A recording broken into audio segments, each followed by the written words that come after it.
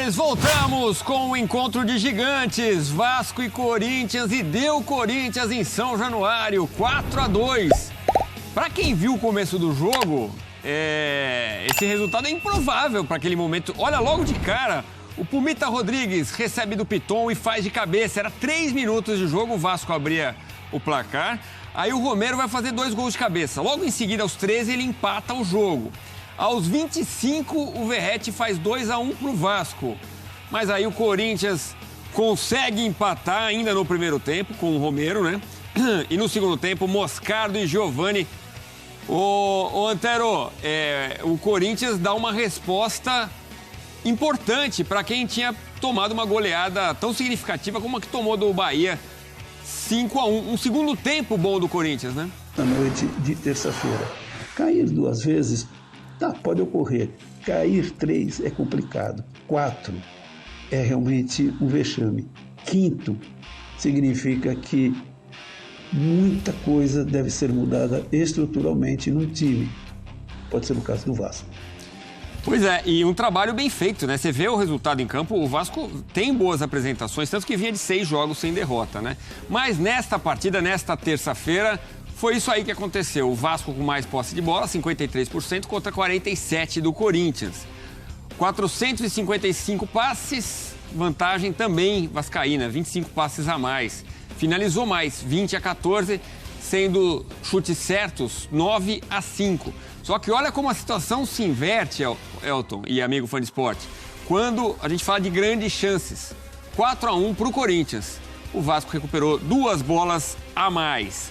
E o Vasco voltará à zona do rebaixamento nesta rodada se o Bahia só empatar com o São Paulo. O Bahia recebe o São Paulo, encontro do Rogério Ceni com seu ex-time, com tanta história. Vamos dar uma olhada na classificação, Elton, até para a gente ilustrar para o fã de esporte ver bem o que está acontecendo. Uma briga espetacular lá em cima em busca do título do Campeonato Brasileiro. Mas embaixo também uma briga feroz entre gigantes. Olha como o Corinthians pega o elevador, vai para a 11ª colocação com 47 pontos. Internacional 46, Fortaleza 45, Cruzeiro 44. Cruzeiro conseguiu uma vitória espetacular no finalzinho contra o Goiás, mas era da rodada 35 ainda, né? Aí o Santos 43, o Vasco para nos 42. Então é o que eu falava, se o Bahia empatar, já ultrapassa o Vasco pelo saldo de gols. Não, pelo número de vitórias, né? Pelo saldo de gols. Estaria empatado em número de vitórias, 11-11. Aí no saldo de gols daria o Bahia.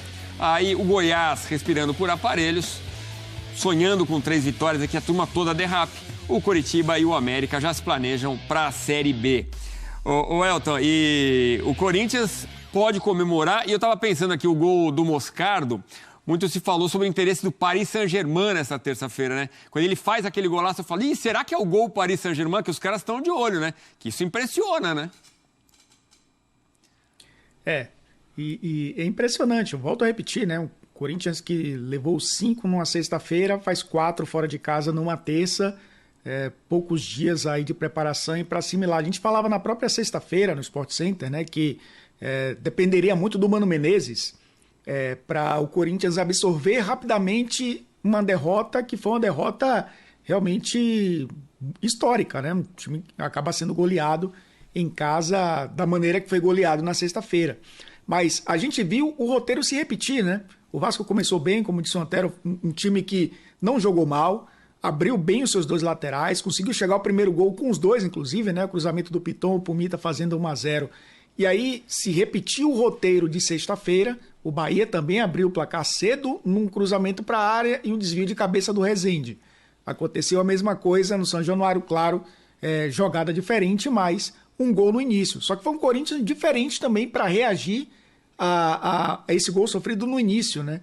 Primeiro que a postura do Vasco também foi diferente da postura do Bahia, né? O Vasco fez 1-0 e depois baixou suas linhas e acabou chamando o Corinthians para o seu campo de defesa. O Corinthians tentava rodar a bola, encontrar esse espaço, conseguiu pelo alto fazer o gol de empate. Depois o Corinthians é que recuou e o Vasco começou a ter as ações do jogo, conseguiu fazer 2-1 e aí a história se repetiu, né? O time recua, o outro vai e faz o gol. Foi o que aconteceu. O Vasco acabou empatando de novo com o Romero. o Corinthians, né, com o Romero pelo alto, e o primeiro tempo foi muito equilibrado, Edu. E a gente está vendo os gols, chama a atenção como os 2 primeiros gols do Corinthians, a gente falando aqui, o Corinthians, o Vasco foi superior no primeiro tempo, né? Antes de eu falar sobre isso, queria só lembrar que também que a assistência, como o Renato Augusto é importante, né? Você vê que ele acha o Moscardo ali numa posição boa para finalizar, né? É o maestro desse time, o Renato Augusto. Desde o primeiro gol sofrido, você vê na cara dele que ele fala, não era para tomar esse gol, mas vamos. É muito líder. Mas o que eu estava falando é o seguinte, a fragilidade que o Vasco mostrou num primeiro tempo em que foi superior. Os 2 gols do Romero são muito semelhantes, em toques de cabeça. Isso não pode acontecer, né? E é um retrato de um Vasco que já sofreu com isso nessa temporada, né? Eu falaria do segundo tempo, realmente, Edu, você tocou no ponto.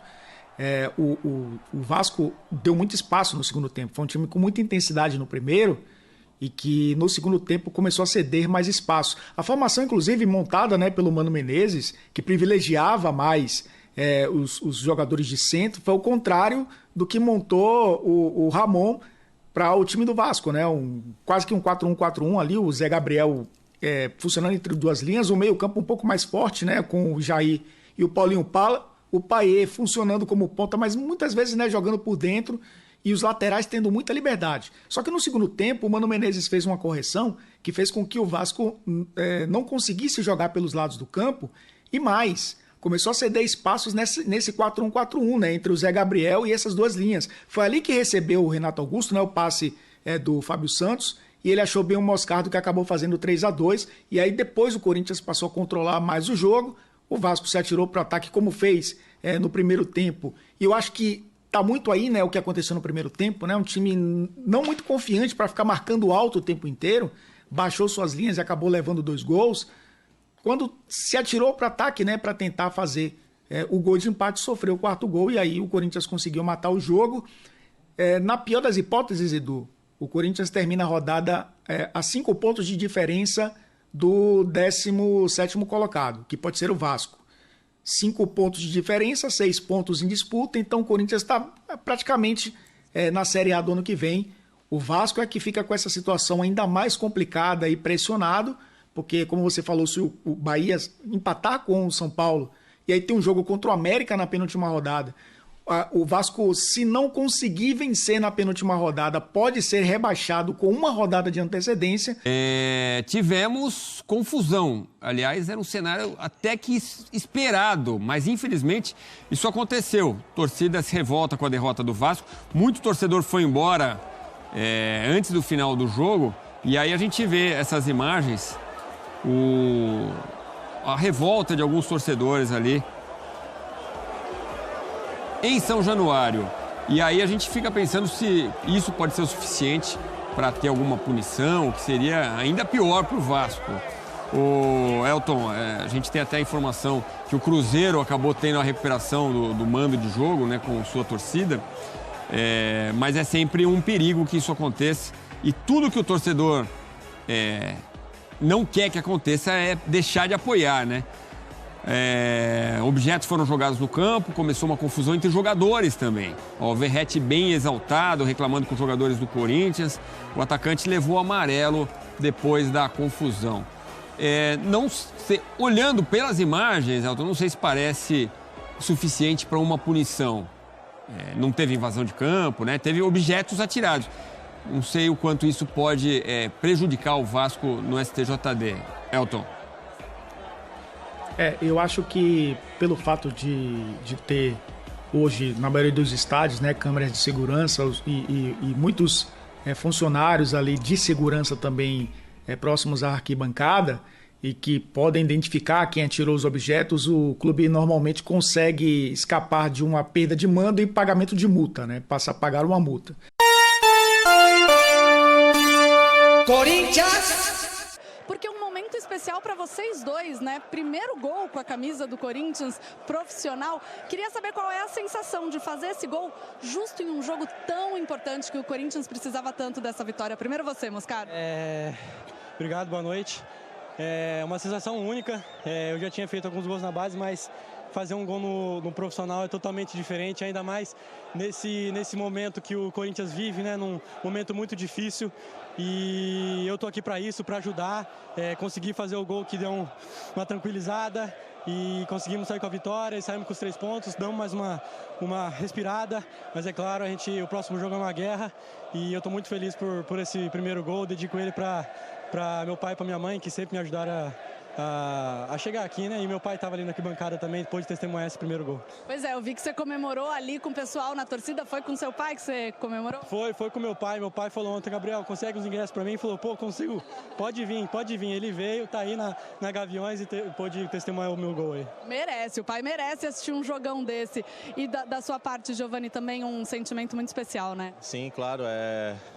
Ainda mais eu que acabei tendo uma lesão muito grave ao decorrer da temporada, onde eu pensava que eu não ia voltar a tempo, né, para o restante da temporada, e só tenho a agradecer a Deus. Deus sabe o quanto eu precisava desse gol, desse primeiro gol como profissional. Durante o processo da lesão, juntamente com a fisioterapia, foi um processo muito difícil. A minha esposa, a minha família inteira estava do meu lado e foi essencial para mim. E, é claro, agradecer a Deus novamente. E como o Moscardo falou, para a gente que vem da base é uma sensação única, porque a gente vive o Corinthians desde pequeno, então quando a gente vem e faz o gol no profissional, onde a gente assistia as pessoas que estão aqui no campo pela TV, e poder abraçar, comemorar junto, não tem sensação melhor. E vocês comemoram também um pelo outro, né? Sim, é claro. Ele merece.